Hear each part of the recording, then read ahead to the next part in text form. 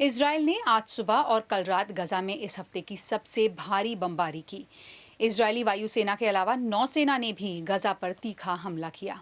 वहीं फलस्तीनी चरमपंथी संगठन हमास ने इजराइल पर रॉकेट हमले जारी रखे हैं। गजा में रात भर धमाकों की आवाज गूंजती रही। इजरायली सेना का कहना है कि ये हमले उन सुरंगों को खत्म करने के लिए किए गए जिनका इस्तेमाल फलस्तीनी आतंकी छिपने के लिए करते हैं। गजा में अब तक कुल 119 लोगों की मौत हो चुकी है। वहीं इजराइल में 9 लोगों की जानें जा चुकी हैं। इस बीच इजराइल के कई शहरों में यहूदियों और फलस्तीनी अरबों के बीच सांप्रदायिक हिंसा भी फैल चुकी है। देखिए ये रिपोर्ट। उत्तरी गजा में अपना घर बार छोड़कर पलायन करते फलस्तीनी परिवार। बीबीसी को उन्होंने बताया कि इसराइल की भारी बमबारी से बचने के लिए वो ऐसा कर रहे हैं। 2014 की लड़ाई में यहां रहने वाले दर्जनों लोग मारे गए थे, तो इस बार ये लोग भागने की जल्दी में हैं। बच्चों को रमजान के दौरान जो नए कपड़े दिलाए गए थे वही उन्हें पहनाकर लोग निकल रहे हैं। एक शख्स ने कहा कि इसराइल की ये आपराधिक हरकत है और उससे रहम की उम्मीद करना बेमानी है। हमास और इसराइल के बीच जंग के फिर से छिड़ने की आशंका हमेशा बनी रहती है, लेकिन इसराइल की सड़कों पर ऐसा नजारा दिखना आम नहीं है। इसराइल के अंदर ही रहने वालों के बीच सांप्रदायिक हिंसा हो रही है, जो इस समस्या का नया रूप है। इसराइल में यहूदियों के अलावा करीब 20% फलस्तीनी अरब भी हैं। युवा लोग हिंसा फैलाने के इरादे से सड़कों पर हैं। यहूदी बनाम अरब, अरब बनाम यहूदी, पूरे इसराइल में ये जंग छिड़ गई है।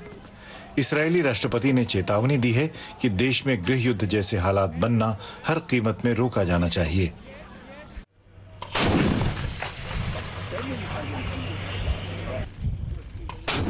वहीं जंग के मुख्य मोर्चे पर यह फैसलों से भरा दिन साबित हुआ। इस सप्ताह हमास के कई टॉप कमांडर इसराइली हमले में मारे गए हैं। तो क्या इससे लड़ाई मंद पड़ जाएगी? शायद नहीं। इसराइल अब यह तय करेगा कि गजा में हमास के खिलाफ बमबारी और हवाई हमलों के अलावा क्या उसे जमीनी हमला भी करना होगा। पिछले 15 साल से इन दोनों पक्षों की जब जब लड़ाई रही है तो इसराइल की रणनीति का यही पैटर्न रहा है। इसराइल ने यहां 7,000 सैनिकों की तैनाती कर दी है। यरूशलेम में हजारों फलस्तीनी अल-अक्सा मस्जिद में नमाज पढ़ने जमा हुए। मक्का और मदीना के बाद ये जगह मुसलमानों की सबसे पाक जगह मानी जाती है। इस शहर में राजनीति, राष्ट्रवाद और सत्ता के लिए मजहब का इस्तेमाल किया जाता है। यहाँ जो बैनर लगे हैं उनमें हमास और उसके कमांडर्स को यरूशलेम में फलस्तीनियों के अधिकारों का एकमात्र रक्षक बताया गया है। यहाँ ईद भी मनाई गई। ईद मतलब जश्न का मौका। माँ बाप ने बच्चों के लिए इसे खुशनुमा बनाने की कोशिश की, मगर फलस्तीनियों के नेता महमूद अब्बास के पास जश्न मनाने की कोई वजह ही नहीं है, क्योंकि फलस्तीनियों की कमान फिलहाल हमास ने ले ली है। उन्होंने कहा कि यरूशलेम में जब तक इसराइल का कब्जा है तब तक वहां शांति, सुरक्षा और स्थायित्व नहीं लाया जा सकता। हो सकता है ये लड़ाई बिन्यामिन नेतन्याहू का राजनीतिक करियर बचा ले। पिछले सप्ताह उनकी कुर्सी जाते जाते बची, लेकिन अब भी उनकी समस्या खत्म नहीं हुई है। लेकिन अब उनके वफादार सैनिक उन्हें मुबारकबाद दे रहे हैं और उनके विपक्षी चुप हैं। इस्राएली प्रधानमंत्री ने कहा कि हमास के खिलाफ लड़ाई लंबे वक्त तक जारी रहेगी, लेकिन वो शांति स्थापित करने की कोशिश कर रहे हैं। लेकिन उनके लिए इतना काफी नहीं है।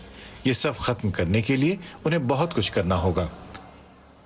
खासतौर से गजा से सटे शहर स्टेरॉट में एक रॉकेट हमले में 5 साल के एक बच्चे की मौत हो गई।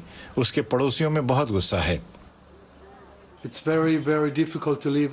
लड़ाई जारी है, ऐसे में यहाँ रहना बहुत मुश्किल है। सरकार को चाहिए कि वो गजा का नामो निशान मिटा दे, हमेशा के लिए।